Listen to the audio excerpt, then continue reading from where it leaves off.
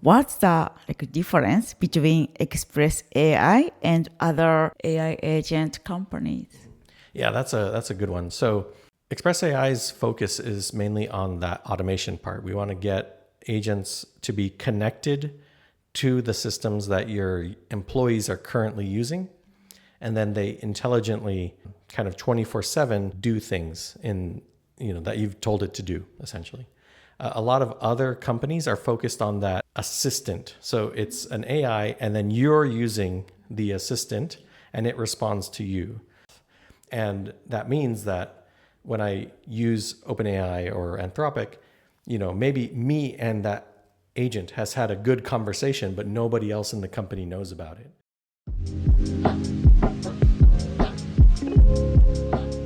Thank you so much for being here, Eduardo. So here is a Japan Innovation Campus in Palo Alto.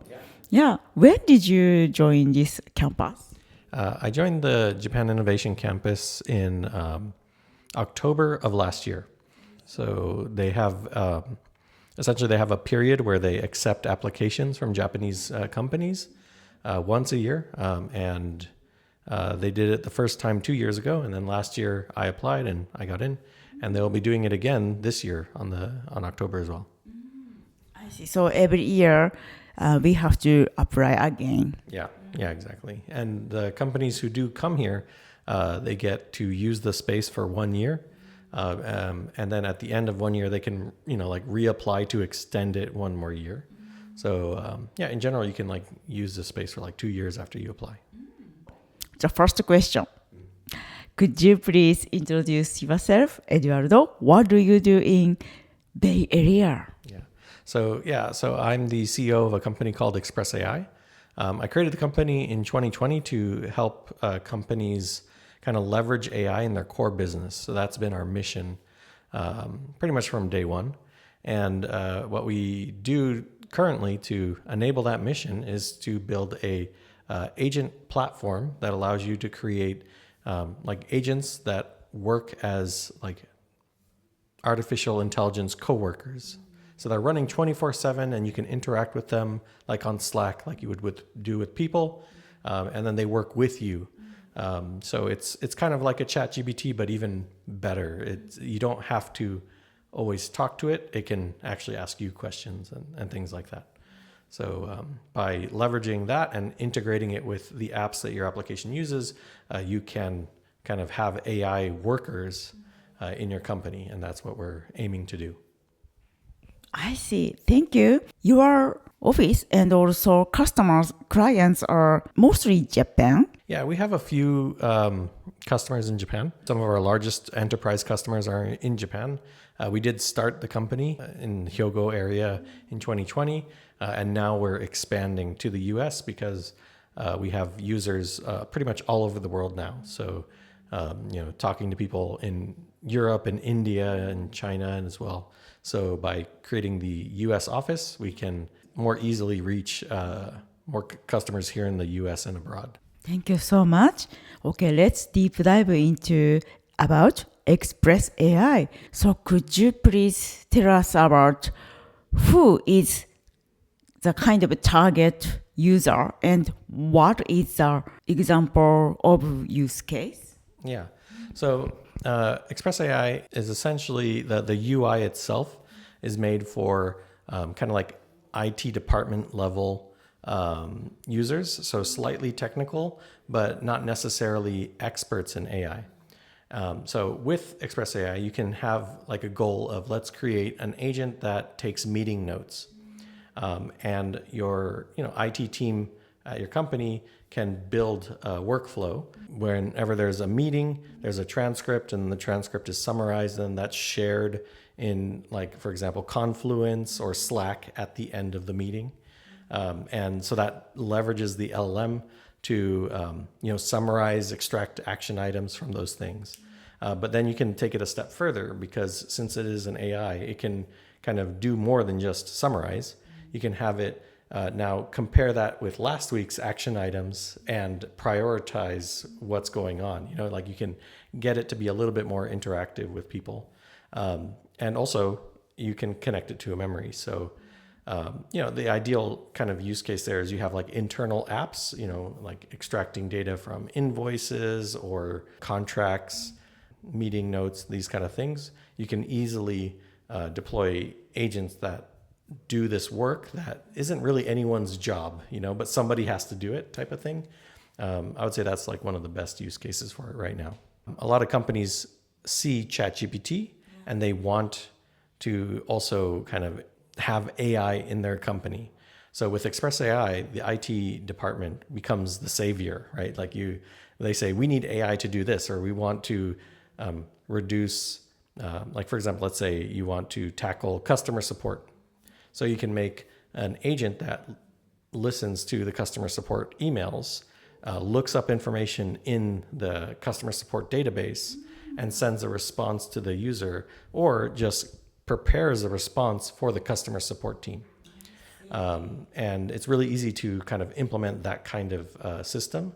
And, back in the day, like 5-6 years ago, we did implement those kind of systems. And that was like $100,000, $200,000, like big project, including gathering data and all this stuff. But today it's kind of like you drag and drop some things together and you hook up your agent to Confluence. And now it has all the information that it needs to look up everything by itself. So it becomes much easier, and it's something you can deploy in 1 week or 2 weeks, not just to see if it works. It's working in an hour, but in 1 or 2 weeks, you have something that you could actually put out to the business and actually talk with users. Amazing. How about can we make agent to help sales? Yeah, you can totally make agents to help sales. One very popular use case right now is the AI SDR that helps do cold emails. And that's good, but I kind of don't like it if it's sending out a bunch of emails and it's too much for the salesperson to handle. Then what happens is people just get ghosted, So I'm not a fan of that cold outreach thing. But having the agent be able to look up information about the customers, keep on track with what's going on, the sales summarize meetings, but then also keep them on track, right? Like it can suggest the different questions to ask to prepare with the meeting with the customer, for example. So having these kind of like sales assistants is what you can really easily do. And the fact that you can connect them to video calls makes it that it's very helpful. They can analyze the call, give the sales feedback. For salespeople, they always have this problem when it comes to CRM. Their job isn't to manage the CRM. Their job is to close deals. And every second of the day they spend not calling customers and getting a deal closed is time that they're wasting. And what that means is every CRM just becomes a wasteland of half-edited data. But if you have an agent that has access to all the information that it needs, it can be in charge of making sure that the CRM has all the data necessary. So deploying some agents that listen to call transcripts and then enter the data, update the data in the CRM, and that's the only thing they do, is super helpful for sales teams. Thank you. And I think many people want to know what's the difference between Xpress AI and other AI agent companies. Yeah, that's a good one. So Xpress AI's focus is mainly on that automation part. We want to get agents to be connected to the systems that your employees are currently using, and then they intelligently kind of 24/7 do things that you've told it to do, essentially. A lot of other companies are focused on that assistant. So it's an AI, and then you're using the assistant, and it responds to you. But with Xpress AI, I can add my AIs, like my agents, to a chat with my other employees. So it's not just a one-to-one. It collaborates with everybody by itself. And that means that when I use OpenAI or Anthropic, maybe me and that agent has had a good conversation, but nobody else in the company knows about it. But when the agents are instead inside of Slack, everybody has visibility to what me and the agent were talking about. And that it becomes important for the agent to get the bigger context, especially for the software development agent. So if it sees that, oh, there was a bug in this thing, I need to make sure that I don't make the same mistake type of interaction is also possible. So I see most other companies are focused on that one user and then AI assistant, but we are working more on an AI workforce that collaborates within the team as like an AI team member more than like an assistant. Yeah, amazing. So when we had coffee in San Francisco, you closed your computer, but you said it's okay. Even closing your laptop, like agent was working. Yeah, exactly. So that's a thing. So if you're using OpenAI, once you stop talking to OpenAI, that's all it can do, right? But with Xpress AI, your agents are running 24/7 in their own servers. So I can just tell it, I need you to update the web page, and then I can close my laptop, and it will do the thing. And eventually also email me when it's done, right? Or send me a message on Slack. It kind of depends on the context. I usually have them connected to both. Yeah, so I don't need to be like monitoring the AI all the time. And it kind of feels sometimes like, when you're looking at people doing construction on the road, there's one person shoveling and then three people just looking at that one person, doing absolutely nothing. And I feel like we're kind of like that with AI, right? People are watching the AI do something and they don't have anything to do. But with Xpress AI, you can have, you can scale that. You can have 3 different AIs doing different things, and you don't have to keep an eye on them per se. They can just collaborate by themselves. And that's really like, it unlocks a bunch of potential for companies to actually use AI. Yeah. And I believe Xpress AI, this is good for the company who can work from everywhere. Like I met your CTO, Paul. He came from Europe, right? Yeah. So like time difference. But thanks to Xpress AI, can help each team member from Japan or from US. It's amazing. Yeah, that like Xpress AI is a very remote company, so we have people in Europe, in Asia, and in the US. So every time zone is there, and working together can be sometimes challenging, right? Because you kind of have to get people to be awake at the same times if you want to kind of automate. But the cool thing about the agents is since they're running 24/7, the like front end engineer agent that we have, we call them droids, but that is available when the CTO is awake and also available to me when the CTO is asleep, right? And that can make a very efficient 24/7 operation very possible. Amazing. Okay, so look back in your 5 years of history. Right, so what was the biggest challenge? The biggest challenge, I would say the biggest challenge has been also the biggest opportunity, which is when ChatGPT was kind of released to everybody. So the challenge there was the bar to entry for AI was lowered significantly when the API kind of became popular. Before then, we were able to, be one of the few providers of this kind of technology, and now there are many. And so that's a huge challenge of how do you compete in a place where you're not used to competing. But at the same time, because that also benefited us as much as it benefited the others, it was also a big opportunity. When you're making a business, you kind of have to be used to the landscape, right? So if you're not used to competing directly with everybody, you have a certain way of working. But now, because of technology, it's disrupted the market, and now you have to think about things differently. And it's been pretty challenging kind of figuring out how do we now do marketing appropriately, given that there's a lot of people showing visual AI agent builders, right? Yeah, that's been the most challenging part so far, I think. Amazing. So you said challenge, but it was opportunity. I like your optimistic and also great business development skill. You have to be optimistic to run a startup, I think. If you aren't, not do anything, because it's the world is full of challenges for startups, and there's a bunch of up and downs, and the downs are really, really down, you know? So if you're not an optimist at heart, I think doing a startup is very difficult. I love that. So, you used to work at big corporate and also Y Combinator startup. So, how did you get your entrepreneurial mindset? I think I had that entrepreneurial mindset from the beginning. So my family back in Puerto Rico, they're business owners, right? They own a petroleum distribution business. So, working in the family business has been a thing I've done. So I did have that. And when I went to college in Pittsburgh, I worked for startups. Like I did operating system for kids, right? Like that was one of the fun startups I worked at. And then when I went to Japan to work at a big corporate, it was an okay experience, but pretty soon,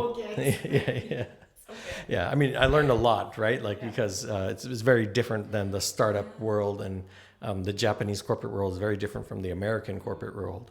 I also did an internship at Panasonic, and there's various kind of religious type of things. People who worked at Panasonic know what I'm talking about. I mean, it's not a religious thing, but the hierarchy.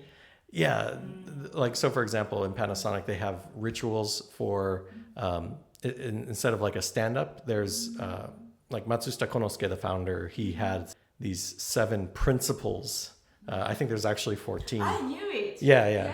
So in Panasonic, you have to recite that in a group. Read. Yeah, somebody's reading it, and then every week it's somebody's turn to say what they did, right? So it's like a Japanese word like kokoro gakeru, So they have to say what it is I can't think of what's a good English word for kokoro gakeru, but like how have they been applying that principle in their life or in their work? And so, it has like this therapy or like, kind of like a religious ceremony type of...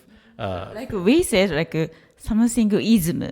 Yeah. Konosukeism. Yeah, Konosukeism. That's a good one. So yeah, Panasonic was like that, and but that was just an internship. And when I went to a Japanese system integrator, that one was much smaller. It was only like 1,000 people when I joined, but they didn't have that kind of super religion thing. So it was interesting to see the wide gap of what Japanese business is, right? Like if you're top tier like Panasonic, Sony, Nintendo, there's very strict kind of rules here and there, but then other smaller companies, things are a little bit more flexible. And I really enjoyed the flexibility that I had in that company, and I was able to actually I created my own product in there. Oh, really? Yeah. Wow. So essentially the iPhone was kind of new, and I really liked using it because I was a Mac user. So we created like an iPhone programming club inside of the company. And when we moved to Toranomon Hills, desks became free address. So people could sit anywhere. And it made it very difficult to find people. So I said, I can make an app to solve this. So I made an app that helps find people inside of the building. Yeah, and it was called Iruka, which is like dolphin, but also in Kansai, it's kind of like, are you there kind of thing. Yeah. Nice. Yeah. So, I kind of... Did you get the Tokyo? Tokyo, what can I say? Yeah, so I have a patent on that one as well. So, so even when I was in this big corporate, I had that entrepreneurial sense to like make a product, and it became JBS's first kind of like product of their own instead of reselling other products. So making products has been in my blood, I guess, since the beginning. So it wasn't that big of a leap, as you might expect, given how it was like working at a big Japanese company. I see. Okay, so naturally you have entrepreneurship from your family, and through the big corporate in Japan, you couldn't stop to building. Amazing. Okay, so last question. So you are in here, Silicon Valley, at least till summer, right? Yeah. So what kind of people do you want to meet? Yeah, so at the moment, we want to expand our U.S. customer base by a lot. So if you're interested in like deploying AI agents and you really don't know where to start, but you like this idea, when I'm here, we can, get together and we'll make that agent for you. So like in 1 hour, you will have a working agent. I want to kind of do that as much as possible to learn what things people want to use agents for, what their understanding is also, and also just kind of get a good feel for what's missing in our platform. So I want to work with people to do that. But I'm also looking for angel investors. So we're currently pre-seed and we're looking at seed funding for the US entity that has the SaaS and everything. So if you are an angel investor and you're interested in kind of like getting on a company that's doing the next phase, right? Something beyond what OpenAI and Anthropic are doing, then feel free to talk to me because I think we're on that precipice of some interesting technology. So I want to talk to angel investors that want to get on that ride. Yeah. And Eduardo is always here, Japan Innovation Campus in Palo Alto. Please come to here or reach out to his LinkedIn. Okay, thank you so much. It's amazing. Okay, please reach out to Eduardo. Bye-bye. The 3 key takeaways from a conversation with Eduardo. 1. Xpress AI builds AI team members, not just a chatbot. Unlike most AI tools that only serve one person at a time, Xpress AI creates collaborative agents that work across teams inside a tool like Slack. Example, a sales agent can join meetings, summarize discussions, suggest next step, auto-update CRMs, freeing real team members to focus on closing deal. 2. Optimism is Eduardo's superpower in startup life. Eduardo sees every challenge as a gateway to opportunity, especially after ChatGPT flooded the market. Instead of quitting, he sharpened Xpress AI's core mission and kept building. Example, when new competitors emerged, he doubled down on automation and differentiation, turning the competition into motivation. 3. Entrepreneurial spirit started at Panasonic, not Silicon Valley. Even while working in a traditional Japanese corporate job, Eduardo couldn't stop solving real problems. Example, he built a location app, Iruka, to help colleagues find each other in a free address office. That project patented and became the company's first internal product. Okay, thank you so much for listening to our episode today. We hope our conversation will help your future and career. If you like it, please subscribe us and give you a like. Okay, thank you so much. Bye bye. またね。チャオ。